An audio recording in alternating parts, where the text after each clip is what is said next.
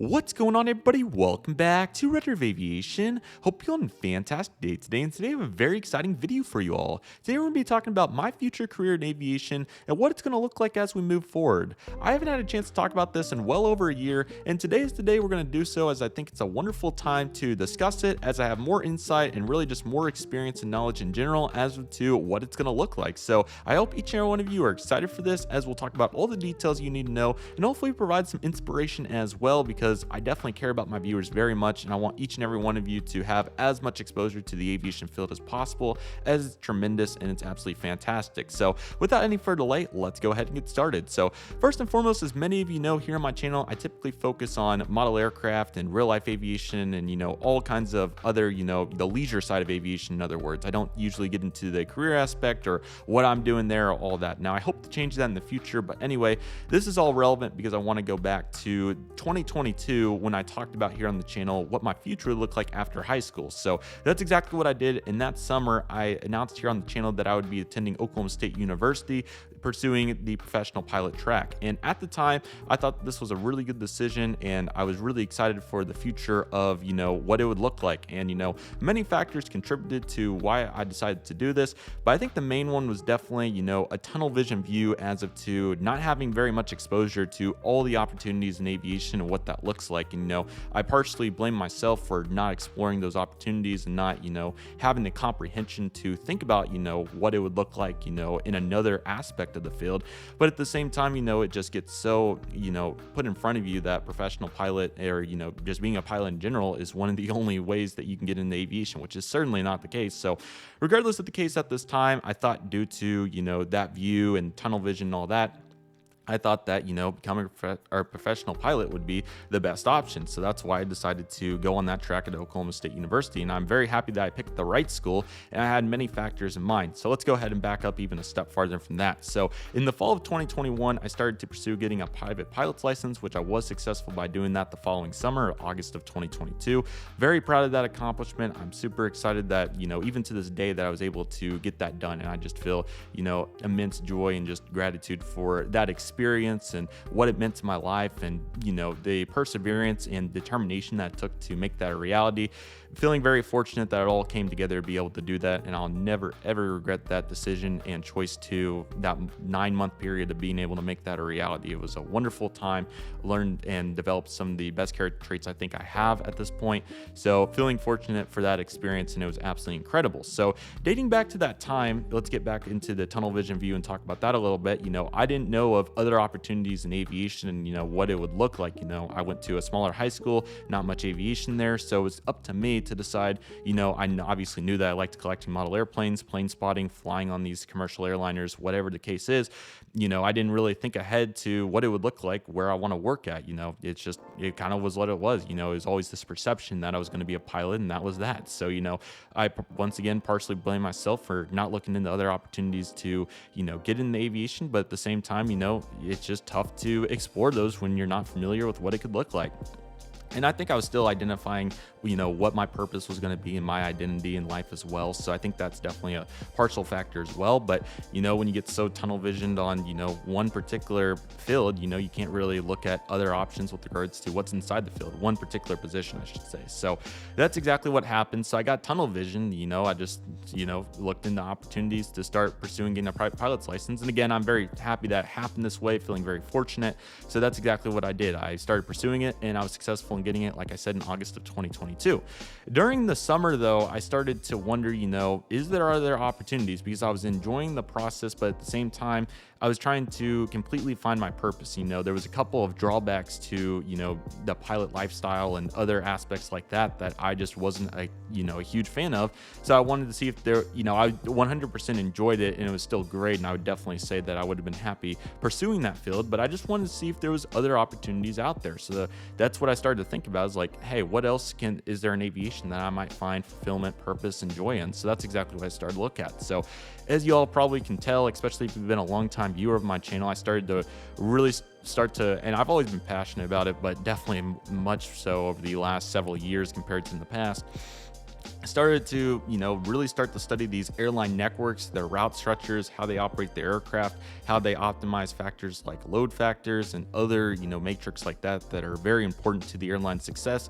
And to say the least, I got really obsessed with it. And I think that's a good problem to have. So obviously, as you all can probably tell now, I absolutely love looking into the load factors, seeing how airlines are optimizing their prices, what they're selling tickets for, why a plane might only have, 2 open seats compared to 40 open seats, why Tuesdays are least performing compared to Sundays, all these different components that make the airline successful with regards to getting passengers on the planes. So long story short, network planning is a good broad term to utilize here. So I started to really get fascinated and kind of obsessed with that, and still am very much to this day. So I started to really get into that, and more opportunities opened up to get first-hand experiences. Started doing a couple of day trips, and then that turned into going to Airlines International, and then that turned into more trips and more opportunities. And obviously seeing it in so many different landscapes and opportunities, just really started to become fascinated with it and how to maximize it, right? So that all became interesting, on top of also the airport environment as well, and looking into how airports are successful with not only their air service development, but also developing concourses and developing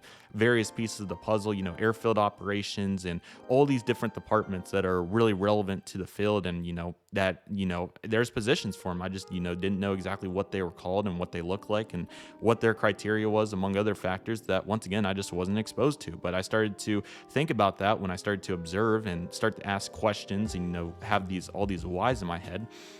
I wanted to find more answers to all these questions, or at least develop some thoughts as to why I think it's this way. So that's exactly what I did. And, the more and more I started to think about this as time went on, the more and more I was starting to think that, is there another, I've heard the term aviation management. I know that aviation management degrees exist. Is there an opportunity for me to pursue aviation management? So that's why I started to think about it during that summer. And, once again, as more and more opportunities opened up.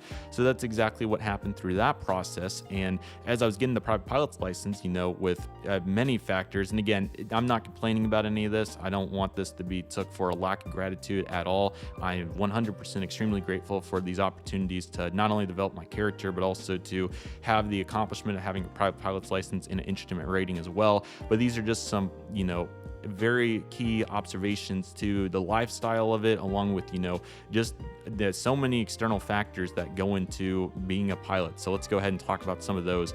So again, these aren't particularly drawbacks, just major observations that affect the lifestyle of anybody that's in the field. So let's talk about them. First and foremost, the scheduling and the amount of flexibility that you have to be a pilot is immense. We can talk about all the 3 a.m. wake ups and 3 a.m. go to beds that you want. Obviously, I really have a structured life, and I really love routine and staying on pace and knocking out lists. Just knocking through all the items and being accomplished. And you definitely are when flying as well, but at the same time, you have to really be able to improvise and pivot on a dime with regards to, got to do a ground lesson within 2 hours, or you got to be able to get this flight done, or can you do this flight 30 minutes earlier, or you can do this flight 2 hours later. All these setbacks and interruptions are really challenging to overcome in various environments, when you have plans, when you have commitments and schedules, and when an instructor asks you to be flexible, you obviously don't want to feel bad and say no, but you also don't, you kind of have to say yes, kind of in that regard. You have that factor in your mind that it's only right to say yes. So that was definitely the biggest one for me, was being able to pivot on a dime, which I did it for 2 years. I know what it's like, and I'm very appreciative that I developed those traits to be able to, be able to do that. But at the same time, it's tough to strive for maximum efficiency when that's the case. And, it's definitely frustrating at times. And, and that gets into some other external factors, which, these weren't issues as well, but it makes it tougher to progress. And these didn't bother me as much because we were able to substitute ground lessons, for example. But other external factors, like particularly aircraft maintenance and weather as well, and flight instructor availability, all became really prominent during this time, that it makes progressing tough, and it can definitely be a challenge at times. And I really did all the work that I could to study and be prepared for all these lessons, and fortunately I was able to be prepared for all of them and be able to pass stage checks and all that within a reasonable amount of time, which feeling fortunate for those experiences to be able to learn what grind study is like. It's definitely not the school subject environment. Obviously you're learning material, but it's a much different, applying it's much different, if that makes sense. It's first world, it's real hands-on. So that's why, it was really great to get to learn all this and what it's all about. So, obviously all that's really helpful and that's great. But at the same time, I was wondering, I definitely was not going through the motions, not at all. But, at the same time, it's like, will my skills and passion and, burning desire and joy be better found, somewhere in this department of maybe somewhere in the aviation management landscape? So that's what I really started to think about. So, I had a conversation with my parents during that summer. I was like, after the private pilot's license, I'm really interested in exploring what the aviation management landscape looks like. I started to look into all these different positions, airport directors and network planners and, all these different concentrations of the airline, schedulers, planners, you name it, logistical management, so many different pieces to the puzzle that I thought were super fascinating. And that's exactly what I started to talk to them about. And they encouraged me. They were like, well, I think that that's definitely a really good thought, but at the same time, why don't you pursue your instrument rating to make sure that it's not just, you did whatever flight school or whatever the case is.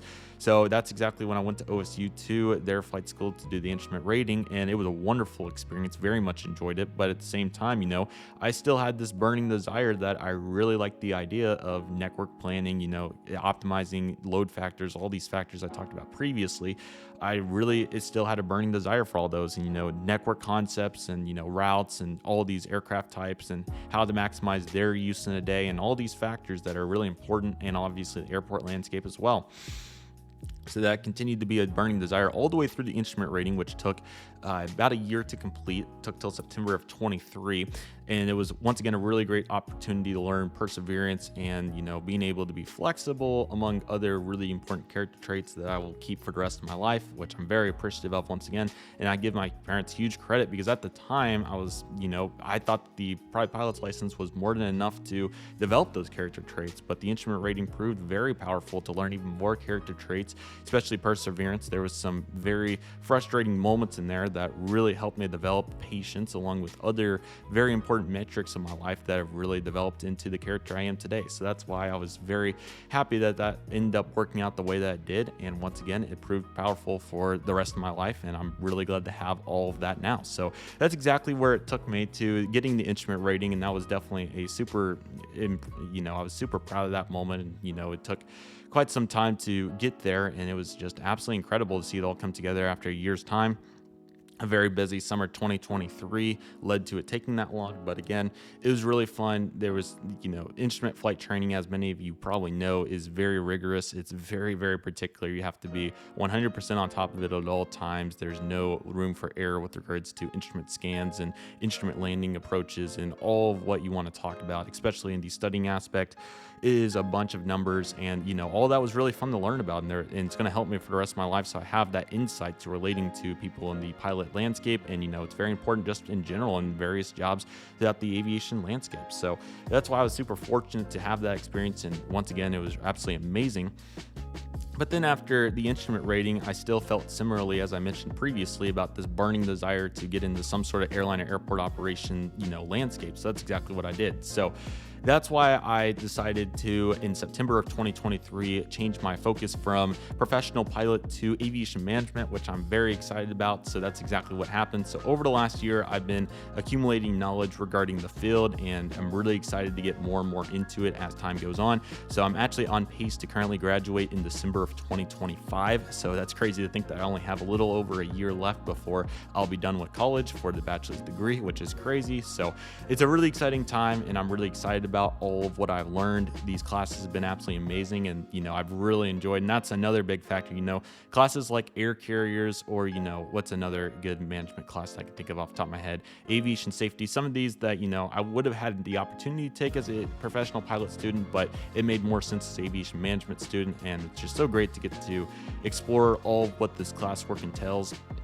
It's just absolutely fantastic. And through this classwork, I've started to learn about, and obviously, fortunately, all these various events I've got to attend, all these opportunities that are out there, and start to learn about internships in aviation, obviously what the airline landscape looks like, and learning that there's about 100 jobs approximately to support every one pilot. So there are so many different positions that obviously contribute to aviation. I really think that there's going to be somewhere in there in the airline operation aspect, which is where I would like to land, hopefully somewhere in that network planning department probably is where I'm going to fit best. And I think that I provide my maximum value to a company, obviously, with knowing all these factors and being passionate about how the system works, on how to maximize ticket prices to have the best load factors and obviously make the most revenue. And I've been finding key observations, which I'll be making videos on in the future, about simple concepts about why United has 2 overnight flights from Houston to Tulsa, why the mainline flight comes in full, but then the 175 at 11:30 p.m., for example, comes in usually only 25% full, but then that flight departs at 9 a.m. the next morning. They charge really high prices for it and goes out full. So, maximizing the plane's use and finding out, is that forfeit at 11:30 p.m. worth the 9 a.m. success profit? Concepts like that are really fascinating to me, and I really want to learn more about that and continue to maximize. Airlines like Southwest have a very unique model, along with Allegiant as well, and they maximize their planes to the fullest potential. Allegiant sending planes out at 10:45 at night and still filling the plane to its fullest, yet still charging over $100 per tickets out of some markets. Just maximizing that and finding the best place for these aircraft to go. So all that falls in network planning, scheduling, all the various positions there, and I'm really fascinated to learn more about that and how it works, but also the revenue management as well, as I was mentioning. Charging what price to make these seats work. All of it goes together, and that's what's really cool about the whole aviation field, but definitely within the aviation management aspect, is all these jobs in some way probably relate back to each other, and I think it's really cool.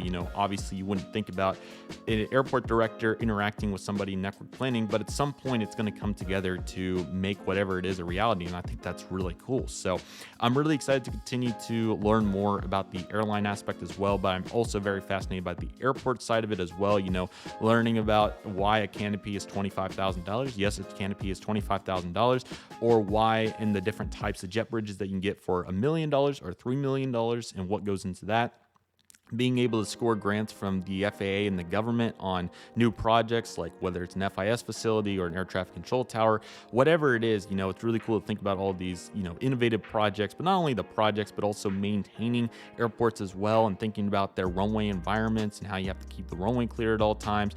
And then getting into the logistics of mowing the grass. The grass has to be a certain height, so obviously to combat several factors like nature, along with obviously what the FAA wants. So keeping the grass a certain height is super awesome. And then also really innovative projects like why you have loops around the runways at the large hub airports to keep them under the runway environment, so they're able to taxi around more efficiently instead of crossing the runway. There are so many cool concepts out there, and fortunate that my classwork has provided me opportunities to look at all this. But not only that, but again, some of these various events that I've got to attend, these Women in Aviation Day events are really cool, but getting into some conferences like University Aviation Association, National Business Aviation Association, and also getting super involved with AAAE has been fantastic as well. So all these opportunities have definitely opened my eyes to, there's so many jobs to support. And I think that somehow through aviation management, I'll find positions that I'm really passionate about and can provide immense value to. Because don't get me wrong, I think I would have provided plenty of value in the pilot aspect as well. But I truly do believe that think I can make an even bigger difference in the aviation management landscape, hopefully in airline or airport operations. But once again, and this goes back to my point from 2 years ago, there might be opportunities that I'm completely unaware about right now that might be what I really want to do. So that's why I really want to get involved in this landscape and just keep learning about what's out there. Air traffic control, there's so many different softwares they're developing for that. So that's absolutely huge. We're obviously seeing all kinds of different components through technology that are making a difference in aviation. So there might be a job there that may be super fascinating as well. But once again, I've established what I'm really passionate about. So whether it ends up being that or another field that I can get into, I feel like the aviation management sector is definitely where I'm going to fit best. So that is ultimately why I chose to move over to the aviation management world. And I'm very excited about it. And once again, still feeling very fortunate to have that pilot knowledge and experience, and obviously be able to go fly anytime is really cool as well, with the proficiency check, of course. But not only that, also thinking about, how I can relate to these pilots, right? And it's really helped my my coursework because, you know, there's so many professional pilot students there that there's many examples when talking about weather minimums or whatever it is, that now that I still have that knowledge, you know, I'm not lost in all these topics, and it really helps to be able to know all that. So again, feeling fortunate for those experiences and what, you know, came of those. I'm just very fortunate to have all this different knowledge now. And again, I feel like where aviation management's really going to land there, hopefully somewhere in the airline operations land, I think will really be where I fit best. So I'm really, really excited to continue to, you know, find these observations and continue making these analysis videos to dive into more of these topics as we move into the future. I think it will be very helpful, and I'm really, really excited for what's to come in aviation management. So with that being said, that is the current plan. I definitely hope to make more career videos as I find more and more opportunities out there in aviation for all of you. You know, it's obviously a very, you know, it can be tunnel visioned at times that pilots are all of what matters in aviation. Don't get me wrong, they have immense value and they're the absolute foundation of the industry, but there are so many support jobs that are just as important. And, you know, there's so many different cadet programs and other various ways for pilots to get into airlines. I hope to see more of that integrated for these airline operations positions. You know, obviously it's more, you know, of the landscape of it, you know, obviously there's so many older individuals that get into it later on from various experiences, whether they work in sales at, you know, a company like a manufacturer, whatever it is. So obviously the experience can be diverse on how you get into the airline, you know, like network planning, for example, or whatever it is. Same for airports too. But I think that there's so much to learn from it. And I think more and more can be exposed to all these opportunities that are out there, because I certainly wish I would have been. But again, I'm feeling fortunate that it happened the way it did for the aforementioned reasons.